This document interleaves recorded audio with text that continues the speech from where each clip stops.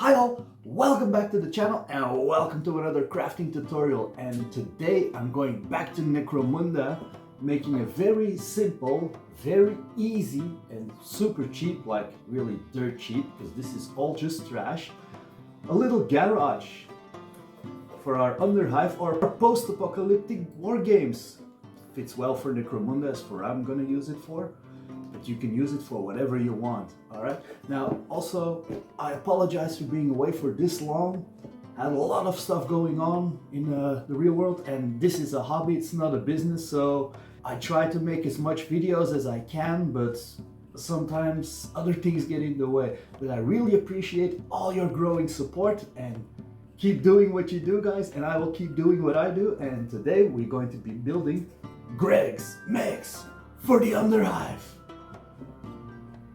Are you guys ready? I am ready. Crafting tables ready? Let's do this!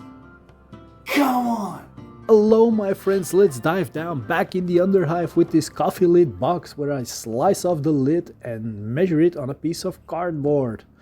Cutting out the cardboard, this will serve perfectly for my roof, where, well, I will put on my lid roof, like so. Alright, next I'm measuring 2 centimeters from the side. From those 2 centimeters I'm measuring 10 centimeters. That will be my garage door. From there I measure again 2 centimeters. And here I measure 3 centimeters, leaving me with another 2 centimeters. So this is the 10 centimeter from my garage door, 2 centimeters spacing, and 3 centimeters from my regular door. Now I draw some lines and I measure 5 centimeters upwards for my garage door, like so. And I do the same for my regular door, which is 4 centimeters in height, like so. Now take my X-Acto and cut these doorways out. Very easy, very quickly to do.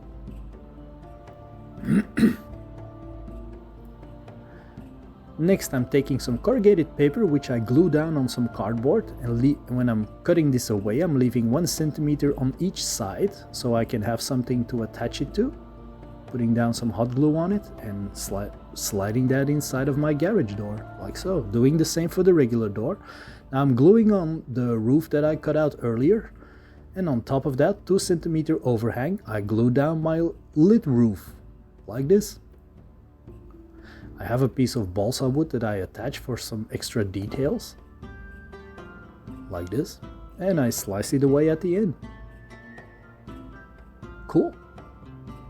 Next take a bunch of square rectangles and cardstock and regular corrugated paper and start by covering the entire building in these panels. You've seen me do this before, so very easy. Make sure they overlap. Doesn't have to be perfect. It is Necromunda. Here I have a thick paper drinking straw that serves as a pipe. Alright, some more smaller rectangles this time, and I'm gonna cover the top of the roof as well. And I'm taking some mesh tape to create a grid walkway for my roof. Now to add some further details to this, when I've done this, I always make sure that I keep a bunch of these strips from other crafts, which I now start to glue to add some further interest to this building, to the roof. Just glue them down with some white glue, like so. Cool. Here I have this toilet roll from work. And I've used them before. They look like a fan, and I'm cutting away the cardboard tube so that it's just about the same height as the plastic cap. This will be a fan on my roof, and a paper drinking straw for another pipe that runs over the garage door that connects with the other pipe on the side of the wall, like this. Gluing down the fan on top of the roof, and some more paper drinking straws for some visual pipework and interest. Letting it run down like so, and filling the hole with some more hot glue. Looking perfectly well, and this is the sign for my building or garage. Now spray it all black. And once that is done, as you can see, it looks like this, all tied together, looking cool. Now I'm taking some burnt sienna acrylic paint, and I'm gonna cover the entire building. Well, 90% coverage, just stipple it all over the craft piece.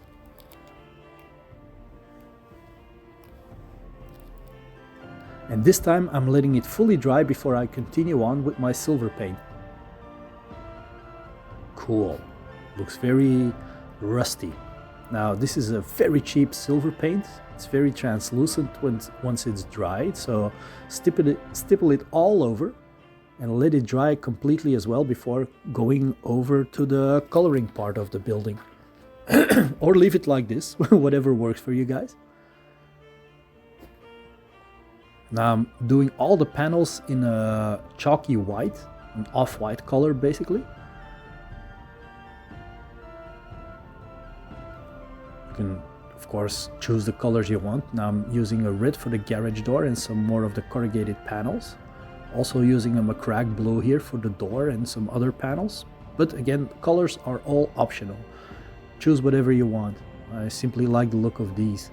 Now I'm taking more of this brown burnt sienna to put between the panels and on the sides to create where rust would be. Letting it drip down a little bit, wetting it. Making it very grimy and dirty. Also stippling it on top of the roof and on the buildings, and don't forget the back of the covering wall. Now the sign gets a coat of Averland Sunset, also with some rust effects on the side. Now I'm taking some Troll Slayer Orange and stippling on some more intense looking rust. And I really like how this turned out for about, maybe 3 hours of work total. Including dry time, it really went very fast. It's a super easy quick. Now here you can see I put Greg's Mechs on top of the sign. That's it. And here are some Goliath gangbangers standing in front of the garage. And on top of it, with a bike downstairs. And I really, really like how this turned out. Very quick craft, anyone can do this. Yeah, so thank you all very much for watching, everybody. Again, I apologize for being away for so long. I hope to be able to get more videos out soon. I will do my very best, but I have a lot of things going on as well, and as I mentioned in the beginning, it's a hobby, not a business, but I will do my best to provide you with great content. So thank you all very much for all your support. Keep doing what you do, and I will do my best to entertain all of you. Thank you all, guys, and see you in the next run. All right, bye for now. Bye.